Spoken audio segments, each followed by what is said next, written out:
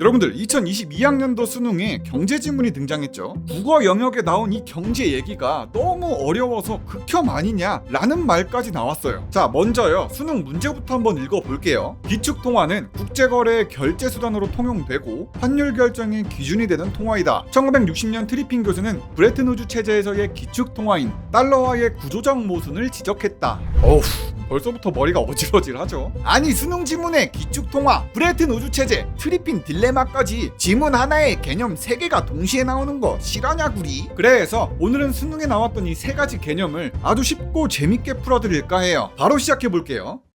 자, 먼저 기축통화부터 설명을 해드릴 건데 우리는 보통 달러를 기축통화라고 얘기하잖아요. 이 기축통화가 뭐냐면 쉽게 말해서 국제거래할 때 사용하는 돈이라고 생각하시면 됩니다. 만약에 김너굴 씨가 수출도 하고 싶고 수입도 하고 싶다. 그러면은 결제할 때 뭘 써야 됩니까? 달러를 써야 된다는 거예요. 금을 사고 팔 때도 기름 사고 팔 때도 똑같습니다. 이것도 마찬가지로 이 기축통화인 달러를 사용해야 돼요. 그러면 이런 생각이 드실 거예요. 아니 세상에 달러 말고도 화폐가 얼마나 다양한데 뭐하러 기축통화를 만들어가지고 달러만 사용해야 되는 거냐 뿌리. 이렇게 생각하실 수도 있어요. 근데 달러가 기축통화가 될 수 있었던 가장 큰 이유는 많은 사람들이 이 달러의 가치를 믿어줬기 때문이에요. 솔직히요, 사람들이 달러를 믿고 좋아하지 중국의 위안화를 좋아하지는 않잖아요. 중국 돈은 뭐 믿을 수가 있어야죠. 진핑이 형님이나 공산당 고위 간부가 아니면요 중국 인민은행이 어떤 기준으로 위안화를 찍어내는지 알아낼 수가 없어요. 그러니까 중국의 위안화의 미래를 믿을 수 있겠습니까? 예측조차 안 되는데요.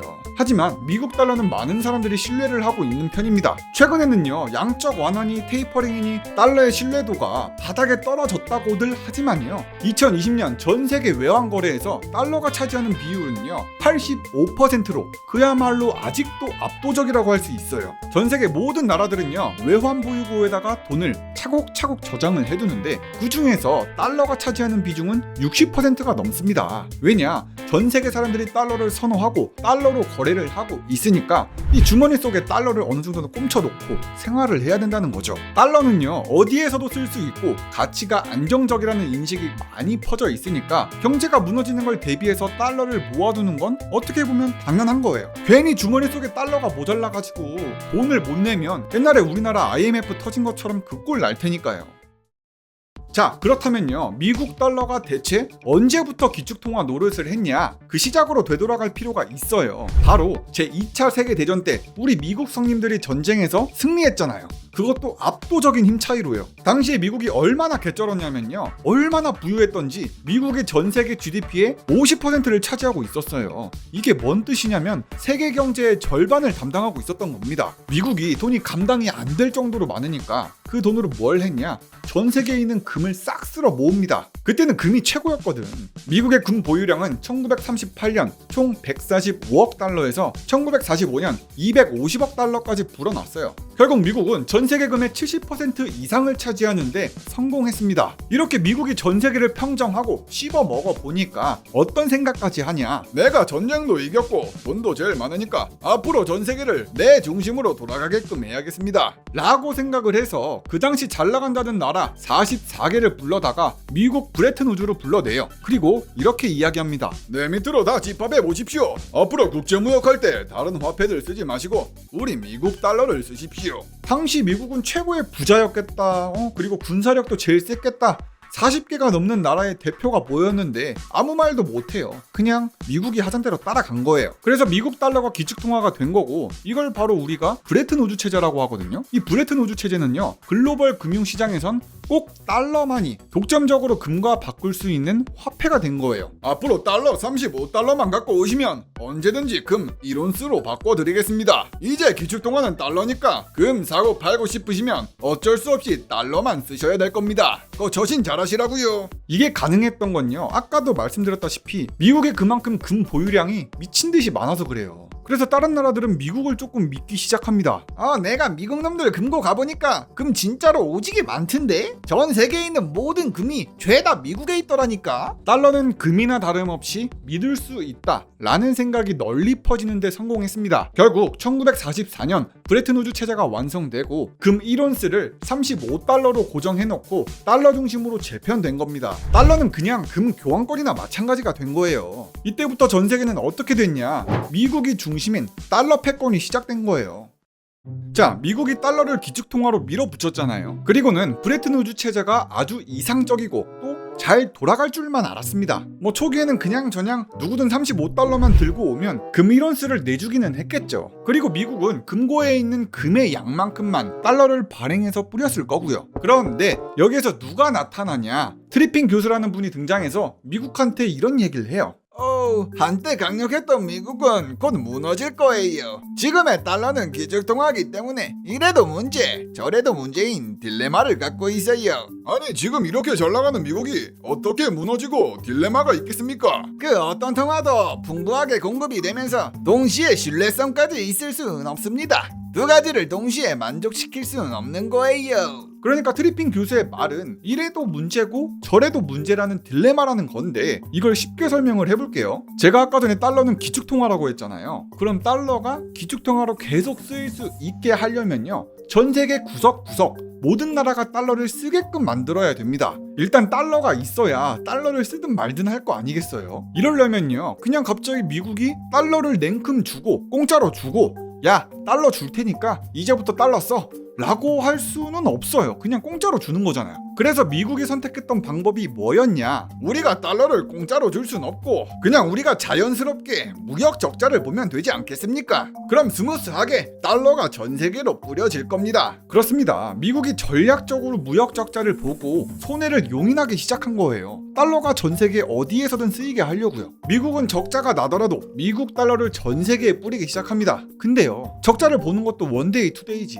미국이 매번 무역 적자를 보면 무슨 일이 일어나냐? 트리핀 교수는 이렇게 말합니다. 아니, 달러를 주겠다고 적자를 계속 보겠다고요? 미쳤습니까 미국? 미국이 자꾸 적자를 지속시켜 달러를 너무 많이 불면 미국 달러의 신뢰도가 무너질 거예요. 결국 브레튼 우즈 체제도 무너질 거예요. 그러면요 여러분, 미국이 무역 적자를 보면 달러의 신뢰도가 무너진다. 그러면 그냥 적자 보지 말고 무역 흑자를 보면 되지 않냐? 우리 미국이 무역 적자를 보지 말라고요? 그럼 미국은 무역 흑자를 보겠습니다 라는 생각이 드시죠? 이에 대해서도 트리핀 교수는 이렇게 말합니다.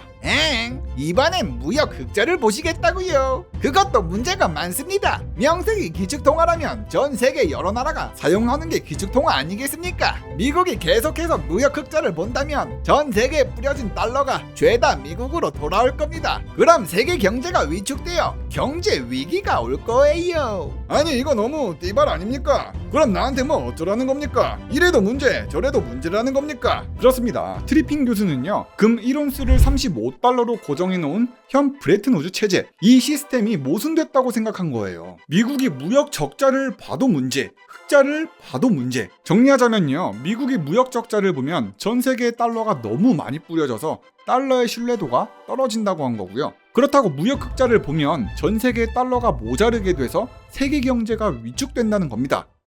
자, 그렇다면요, 트리핀 교수가 주장했던 대로 트리핀 딜레마가 일어났냐? 이러지도 못하고 저러지도 못하는 상황이 연출이 됐냐? 그렇습니다. 미국의 절대적인 강력함이 오래 지속될 줄 알았는데 사실 그러질 못했어요. 시간이 지나면서 달러 패권이 흔들리기 시작한 거죠. 그러면요, 브레튼 우즈 체제 이후에 뭔 일이 터졌길래 달러가 무너진 거냐? 이에 대해서 크게 세 가지 이유가 있습니다. 첫 번째로는 마셜 계획인데요. 미국이 전쟁이 끝나고 브레튼 우즈 체제도 만들었겠다, 전 세계에 달러를 쓰라고 돈을 뿌려야 됐다고 했잖아요. 그 방법으로서 채택이 됐던 게 마셜 플랜이라는 정책이었거든요. 이 마셜 플랜이 뭐냐면 전쟁이 끝나고 나서 세계 경제가 엉망진창일 거 아니에요. 특히 전쟁터였던 유럽, 일본, 그리고 우리 대한민국은 뭐 그냥 개판 5분 전이었습니다.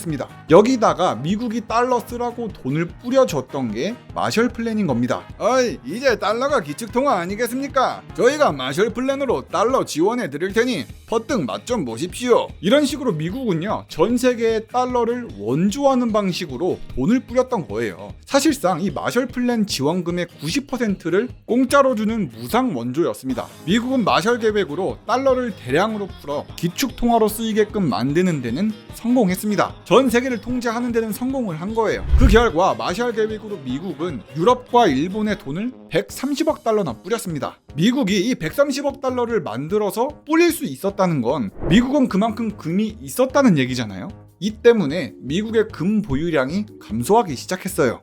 브레튼 우주 체제가 무너진 이유 그 두 번째는 만성적인 무역 적자입니다. 미국이 일본의 마셜 플랜으로 달러를 엄청나게 줬다고 했잖아요. 전쟁 끝났으니까 재건하라고. 근데 일본 사람들은 그걸 받아서 공장도 세우고 기계화도 막 성공시킵니다. 그 와중에 6.25 전쟁, 한국 전쟁이 터지면서 일본은 진짜 빨리 경제가 되살아났어요. 1960년대 일본은 이미 전쟁 전보다 경제가 더 크게 발전이 되어 있었고 10년 사이에 일본 GDP는 144%나 증가할 정도였습니다. 일본은 매년 소득이 8.1%씩 증가하면서 동아시아에서 일어난 경제 기적의 선구자가 됐어요. 일본도 일본이지만 유럽도 마찬가지예요. 패전국이었던 독일, 라인강의 기적을 이루어내면서 경제 발전을 엄청나게 했습니다. 하지만 문제는 미국이 너무 과도하게 손해를 보고 있었던 거예요. 만성적인 무역 적자로 달러를 뿌려봤더니 유럽하고 동아시아는 엄청나게 성장을 하는데 미국의 경제는 정체가 된 거예요. 이 때문에 미국의 금 보유량은 계속해서 감소했습니다. 마셜 플랜의 무역 적자에 이제 슬슬 금고에 금이 너무 없는 것 같습니다. 슬슬 미국이 쫄리기 시작해요. 이제 슬슬 금고에 금이 모자란 거야. 그런데 여기에 엎친 데 덮친 격으로 안 그래도 금이 계속 유출되고 달러를 너무 많이 뿌려서 문제가 됐는데 미국은 전쟁을 또 해요. 1960년대 베트남 전쟁이 일어났죠. 전쟁을 하면 돈이 있어야 되니까 돈을 찍어낼 수밖에 없습니다. 여기서 문제는 미국이 자기 금고에 금이 있으면 모르겠는데 금이 없는데도 달러를 찍어냈으니까 문제가 생긴 거예요. 원래 미국은 금을 갖고 있는 만큼만 달러를 발행하겠다고 했잖아요. 근데 그거 그냥 개무시하고 가지고 있는 금보다 더 많은 달러를 찍어냈습니다. 결국 브레튼 우주 체제 이후에 달러는 끊임없이 해외로 유출이 됐어요. 마셜 플랜으로 달러를 받아주고 매번 무역 적자를 보고만 있으니 달러는 계속 해외로 유출됩니다. 마지막으로는 베트남 전쟁으로 거의 금고가 바닥이 났어요. 바닥이. 이제 미국의 금고에 금이 모자란 거예요. 이거 내버려두면 큰일 날 것 같거든. 그러면 미국을 제외한 다른 나라들은 어떻게 하냐? 여보시오 미국 성님, 저희 이제 수출 많이 해서 달러 많이 모았거든요. 달러 다시 돌려드릴 테니 금으로 바꿔주십시오. 금 1온스에 35달러로 고정하셨잖아요. 이렇게 독일이고 일본이고 달러가 많으니까 이걸 금과 교환하겠다고 자주 찾아온 거예요. 미국은 세계 여러 나라가 찾아와서 달러를 금으로 바꿔달라고 해도요, 이악 물고 모른 척 금을 안 주고 싶었겠죠. 야, 내가 달러를 금으로 바꾸려고 미국 찾아가 봤더니 미국 고새끼들 이제 금 별로 안 남았던데? 전 세계 모든 나라는 이제 미국 달러가 금과 다름없이 믿을 수 있는 화폐가 아니란 걸 깨닫습니다. 그러니 더더욱 더 달러를 금으로 바꾸려는 수요가 많아졌죠. 이로 인해서 미국의 금 보유고는 더 빨리 줄어들면서 달러의 신용도가 떨어졌어요. 그러니 금값은 어땠냐? 너도 나도 금으로 바꾸려고 하니까 금값이 올랐겠죠. 원래 금 1온스의 가격이 35달러였는데 떡상해버립니다. 암암리에 금거래를 하는 국제시장에선요, 금 1온스의 시세가 44달러까지 상승해버렸어요. 그럼 어떻게 됩니까? 미국에서 달러를 금으로 바꾼 다음에 국제시장에 내다 팔기만 하면 44달러를 받으니까 금 1온스당 9달러의 이익을 챙길 수 있었던 거예요. 달러의 신뢰도는 완전히 나락으로 가버립니다. 이게 아닌데? 아니긴 뭐가 아니야. 미국 형님들 빨리 금 내놓으십시오. 금. 아이, 도저히 못 해먹겠습니다. 나 이제 달러 가지고 와도 금이랑 안 바꿔줄 겁니다. 뭐? 띠발이네? 이렇게 해서 미국이 금을 안 바꿔줘, 돌아가 라고 했던 게 브레튼 우주 체제의 붕괴예요. 이걸 우리는 흔히 닉슨 쇼크라고도 부르고요. 미국은 이때부터 배째라고 그냥 달러 갖고 와도 금으로 안 바꿔줬습니다. 미국 형님들은 결국 1971년 달러와의 금태환 정지를 선언한 닉슨 쇼크를 단행했고 브레튼 우주 체제는 붕괴되었습니다. 영상 끝까지 봐주셔서 정말 감사드리고요. 구독과 좋아요 좀 눌러달라구리. 그럼 다음 영상에서 보자구리. 굿. 리뷰형이는 바보입니다.